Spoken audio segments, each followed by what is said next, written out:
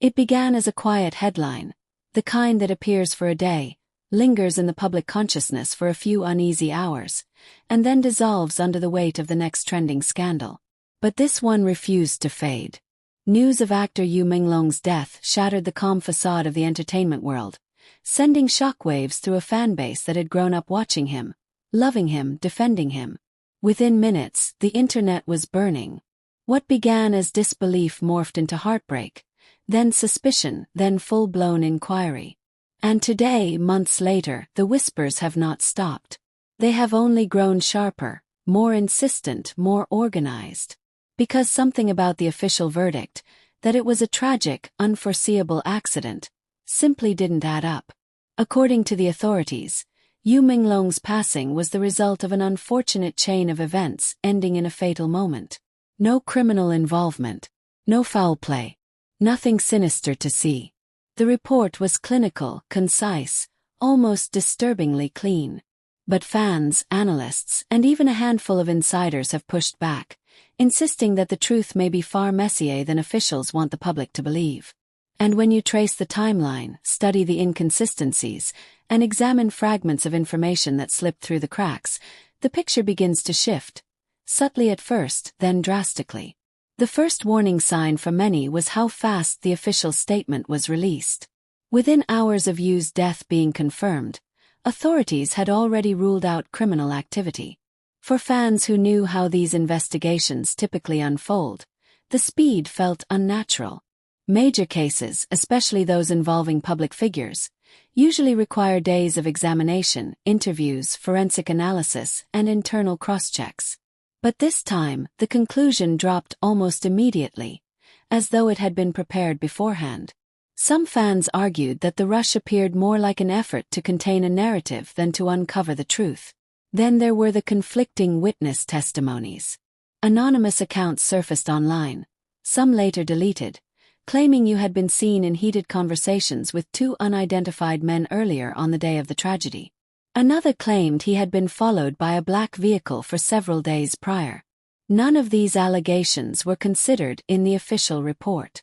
Authorities dismissed them as unreliable or internet fabrications, a common stance that, ironically, only fueled more skepticism. Because in the age of digital surveillance, cameras are everywhere. But somehow, for the entire 48 hours leading up to Yu's death, there was reportedly no usable footage. Not from street cameras. Not from nearby stores. Not from private buildings. It was as if the record had been wiped clean. Fans also noted the unusual silence from several people in Yu Menglong's professional circle. His manager, normally vocal and fiercely protective, disappeared from social media for nearly 2 weeks after the announcement. A co-star who had filmed with him earlier that same week refused to answer questions about their last conversation. Even the production team of his upcoming series remained oddly quiet, releasing a half-hearted condolence message only after public pressure mounted. To fans who had watched Yu navigate a notoriously competitive industry, these reactions did not feel like grief. They felt like fear or secrecy. The physical evidence from the scene raised even more questions. Yu's injuries, according to leaked fragments of the report, were not entirely consistent with the described mechanism of the accident. That line alone sent theorists into overdrive. What does "not entirely consistent" even mean? Did it suggest that more than one factor caused his death? Did it suggest intervention? Did it imply the possibility of staging? The vague phrasing left too much room for speculation. And speculation is exactly what the internet excelled at. Detailed analyses began circulating, comparing injury patterns from similar incidents, pointing out discrepancies, theorizing alternative explanations. Some arguments were outrageous, some bordered on obsessive, but others, backed by medical professionals, asked legitimate questions the official investigation had ignored. Perhaps the most unsettling puzzle piece emerged from Yu Menglong's final interview, one that had not yet aired but was partially leaked by a production assistant. In the clip, Yu spoke cautiously about feeling watched, and hinted that people in the industry were no longer who they claimed to be. His tone was uneasy, his smile strained. He joked that he needed a break, that he wanted to take time off, that the pressures around him had reached a dangerous intensity. Fans now cling to every syllable of that recording, interpreting it as a cryptic plea for help, or a premonition. There is also the matter of Yu's private messages, leaked by a close acquaintance who claimed he could no longer stay silent. Screenshots showed Yu expressing anxiety, distrust, and even fear during the weeks leading up to his death. He wrote about someone trying to force him into something, about turning down a lucrative deal that came with consequences, and about feeling that things were moving without his consent. The acquaintance later retracted his statements, saying he acted out of grief, but by then the screenshots had already gone viral. Whether real or fabricated, their impact was enormous. For many fans, they shifted the conversation from curiosity to certainty. Yu Menglong was in trouble, and someone wanted that trouble buried. This brings us to the people who benefited from his death, an uncomfortable angle, but one that curious minds refuse to overlook. Yu had been negotiating 2 major contracts shortly before he died, a lead role in what was expected to be a blockbuster drama, and a long-term ambassador deal with a global brand. Rumors claimed that another actor, one with powerful backing, had been competing aggressively for both opportunities. Within weeks of Yu's passing, that rival mysteriously landed the drama lead. And the brand. They replaced Yu with a new ambassador almost immediately, without the respectful waiting period typically observed after the death of a partner. These transitions happened too cleanly, too quickly, prompting fans to wonder if someone had been preparing for his absence. But the conspiracy theories didn't stop with industry rivals. Some extended far deeper, suggesting that Yu had uncovered information he wasn't meant to know. Information involving financial misconduct, internal corruption, or high-profile figures operating behind the scenes. These claims remain purely speculative, but the intensity of the theories reveals how deeply fans distrust the official explanation. Because in their eyes, Yu was not just a rising star. He was intelligent, outspoken, and unafraid to challenge the invisible forces that shaped the entertainment landscape. And people like that, history has shown, often make enemies. Still, speculation alone is not evidence. And it's important to acknowledge that sudden accidents do happen, even to beloved stars. Human tragedy does not always follow a conspiracy. But in this case, the unanswered questions are too numerous to dismiss, and the silence from key figures feels too strategic to ignore. If the authorities intended to quiet public concern, they achieved the opposite. They ignited it. The first 24 hours after Yu Menglong's death were the most chaotic the entertainment world had seen in years, yet in the middle of that chaos, something felt eerily controlled. Too controlled, almost orchestrated. The moment the news broke, fans swarmed social media in disbelief, demanding answers, begging for clarity, refreshing timelines every minute as if waiting for someone to say it was all a mistake. But instead of clarifying, the updates that emerged only deepened the unease. Every new detail contradicted the last. Every statement felt like a rushed patch on a widening fracture. And in the center of this confusion stood the now infamous line in the authorities' immediate report: "No criminal involvement suspected." For many, that single sentence shattered trust more violently than the announcement of his death itself. What kind of tragedy was assessed and concluded within hours? What investigation wraps itself neatly before morning has even turned to afternoon? It was almost as if the conclusion had been decided long before the investigators even arrived at the scene.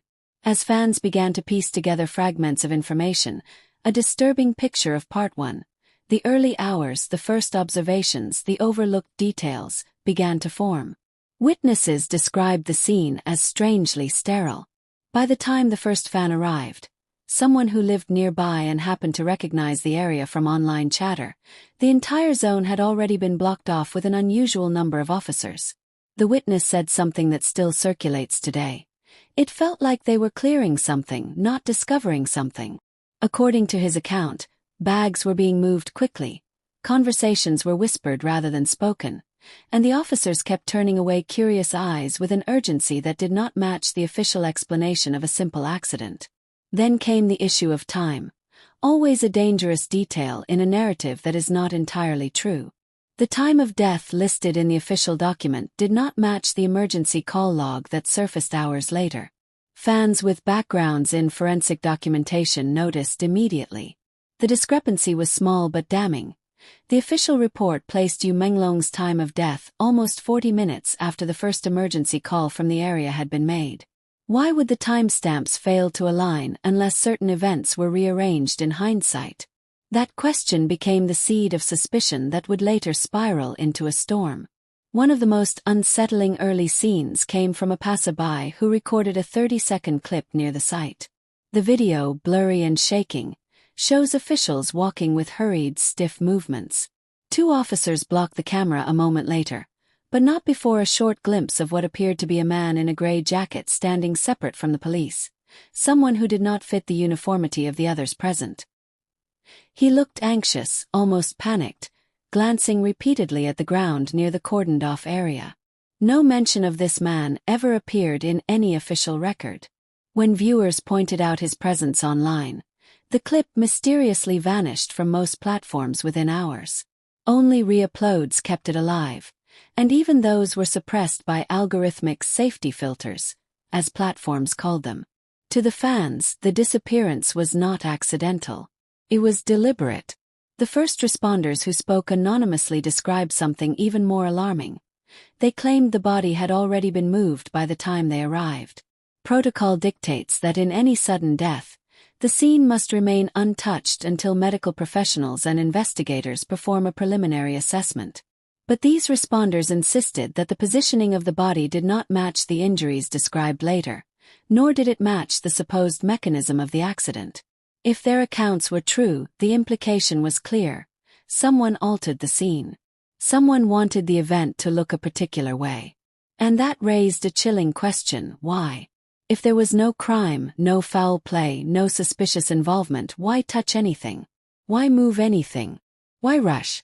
The authorities countered with a standard line: the scene was adjusted for safety. But fans who scrutinized the images noticed something unsettling. The ground had been cleaned. Not partially. Not selectively. The entire area looked as though someone had washed it down. Not the kind of cleaning caused by rain. The kind caused by equipment. By intention. The kind that removes more than dirt. One particular image, circulated briefly before it was taken down, showed a faint circular smear near the curb, something that looked like a wiped blood trail. The shape was too deliberate to be natural. Over the next week, dozens of amateur analysts redrew possible spill patterns, overlaying them on the angle of the curb, the slant of the road, and the timing of Yu's alleged fall as described in the report. Almost none of the reconstructions matched the official narrative. Instead, they proposed an unsettling possibility. Yu may not have fallen where he was found. He might have been moved there.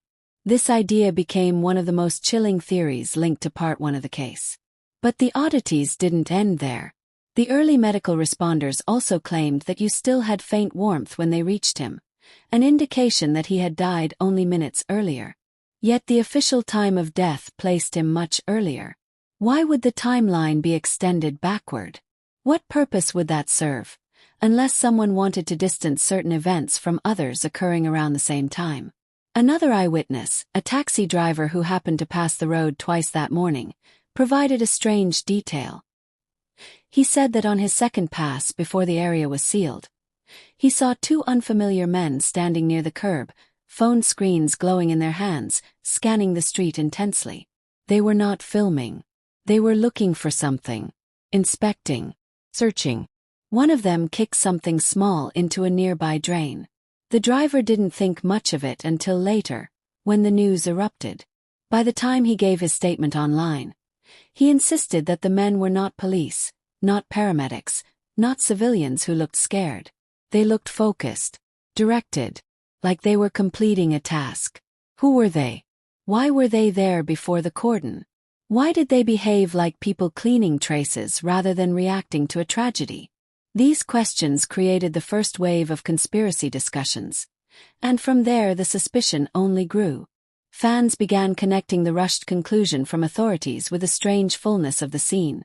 The early clearing, the missing footage, the conflicting times, the sanitized ground, the unknown men. None of it aligned with an accident. All of it aligned with something carefully arranged.